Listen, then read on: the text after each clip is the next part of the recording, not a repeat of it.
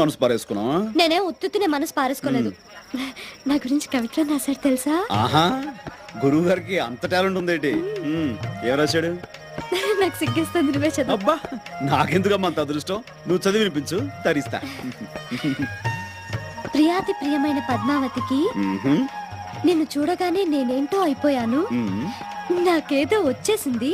ఇంకేం వస్తే మాయరోగం వస్తాయి. అదే మరి ఎగతాళి అవుతున్నది. నేను చదివేది నువ్వు అంతే. సరే, చదువు చదువు.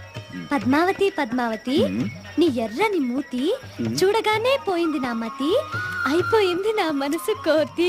దాంతో నీ పని అయిపోయింది, అదో గతి. రామకృష్ణ గారు, లేకపోతే ఏంటి? కోతి గీత రాశాడంటే అది కవిత్వం కాదు, కపిత్వం. చేతరాతులు వాడు. భాష గురించి నీతో చెప్పడం నాది బుద్ధి తక్కువ. అరే ఏదో జోక్ మాట్లాడదు ప్లీజ్. కదా, ఆ మాత్రం కోపం వస్తే ఏదో జోక్